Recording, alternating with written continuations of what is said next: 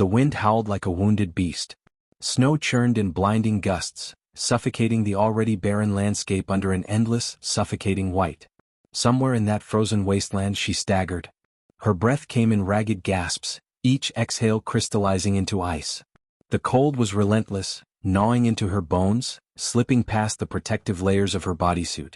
Her 4 fingers trembled as she clutched at her side, pain flaring through her ribs where the impact had cracked her exo-armor. She had been flying recon when the storm hit, a sudden, brutal blizzard that turned the sky into a swirling death trap. A malfunction. A spiraling descent. A crash. Now she was alone. Now she thought. Not alone. Somewhere behind her, the predators were following. They had no faces, just empty sockets where eyes should have been, their black bodies blending into the shadows of the snowdrifts. Her kind had called them the Sarkeen, but in truth there was no real name for them. Only one thing was certain.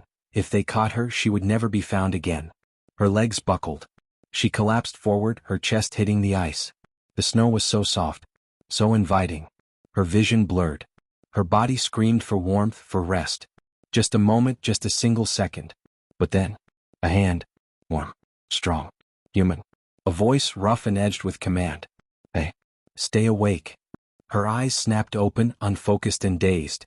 Above her, a silhouette loomed. A face, not like hers, not elongated and smooth but squared, chiseled, human. His eyes burned through the cold.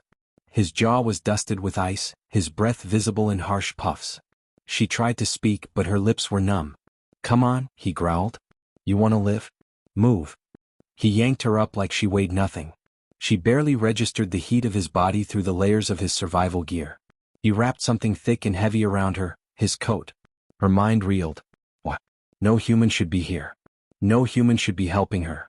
And yet, as the night screamed around them, the predators drawing closer, the only warmth she could feel was his arms around her. The wind howled, carrying the distant, unnatural screeches of the Sarkeen. The human's grip on her tightened as he dragged her through the snow, his movements swift and efficient. He was strong. Too strong for someone of his species. She had studied humans before, heard the rumors about their endurance, their absurd ability to survive conditions that would kill most species. But now she was witnessing it. Her body ached, her limbs stiff from the cold. The thick coat he had wrapped around her barely helped. Her kind were not made for such temperatures. Their homeworld was warm, a place where ice existed only in the highest peaks, never in endless storms like this. She coughed, trying to force words past her frozen lips. Why? The human didn't stop. He didn't even slow. Because you'll die if I don't. It wasn't the answer she expected. They pushed forward, the snow dragging at their legs, the storm threatening to consume them. But the human was relentless. His movements were precise, every step filled with purpose. He wasn't wandering. He had a destination in mind. A sharp sound cut through the storm. The Sarkeen. Closer now. Her pulse spiked. If they reached them before shelter did, the human seemed to sense it too. He cursed under his breath and shifted his grip, pulling her arm over his shoulder. Hold on, he ordered. Then he ran. It was impossible. The terrain was a nightmare, the snow uneven and deep, but he moved like a beast made for this world, his boots pounding forward with unyielding force. She could barely keep up, her body weak and sluggish, but he didn't let her fall. He was carrying half her weight now, his strength a lifeline against the freezing void. Then she saw it. A dark shape in the white, a cave half buried in ice, its entrance barely visible through the storm. He rushed inside, shoving through the frozen barrier, and the world around them changed. The wind was muffled. The cold still clung to her, but the suffocating blizzard was gone. He let her down carefully, kneeling beside her. We're safe. For now. She shivered violently, her body refusing to warm up. The human pulled off his gloves and reached into his pack, pulling out a strange metallic device. With a quick motion he activated it. A small, flickering flame burst to life. A fire. Her breath caught. Fire was dangerous. Her species had always feared it. But now she needed it. He pulled her closer, his gaze locked onto her. This'll hurt, he warned. Before she could ask what he meant, he did something insane. He pulled her frozen hands into his own and pressed them directly to his bare skin. Scorching, burning heat. She gasped, a sharp hiss escaping her lips, but she didn't pull away. She couldn't. Because for the first time since she crashed, she could feel her fingers again. The human didn't flinch. He just held her there, letting her body steal his warmth, his expression unreadable. Her people had called humans reckless, suicidal. Now she understood why. And for the first time she felt something she never thought she would toward a human. Gratitude. The fire flickered, casting restless shadows across the cave walls. The human still held her hands, his warmth bleeding into her frozen skin. It hurt, like thousands of tiny needles stabbing her nerves awake, but she didn't pull away. She couldn't. The fire, his touch, the sheer heat of his body, it was the only thing keeping her alive. She swallowed hard, her throat dry. Your hands? Her voice was weak, barely a whisper. You'll get frostbite. The human let out a short, amused huff. I've had worse. She believed him. She studied his face, illuminated by the fire's glow. Sharp angles, dark eyes that reflected the flickering flames like embers buried in deep coal. His skin was rough, weathered, marked by past struggles. This was not a man unacquainted with suffering. Something in her chest tightened. No human should be here. Their kind weren't part of this system's patrols. So why was he alone, wandering this frozen wasteland just in time to find her? A thought struck her. You were waiting. His gaze flicked to her. She clenched her jaw. You knew someone would crash. Pause. Then he nodded. Storms like these? They swallow ships whole. He shifted his hands, adjusting their grip. Figured someone might need saving. She exhaled sharply. The logic was reckless. Suicidal. Who chooses to wander into a death trap on the off chance someone else might? But humans were different. And this one was something else entirely. The cave rumbled. She stiffened, every muscle in her body going rigid.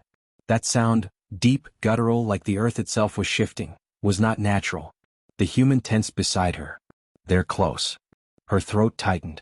The Sarkeen. She turned her gaze toward the cave entrance, where the wind howled, thick with unseen horrors. If they found the cave, if they entered. She forced herself upright, swaying slightly. Her strength was still lacking, her limbs sluggish, but she had enough control to reach for the small energy pistol strapped to her thigh. The human noticed. He smirked. Think that pea shooter's gonna help? She met his eyes. You have something better? The smirk widened. He reached behind him, grabbing a long black object from his pack.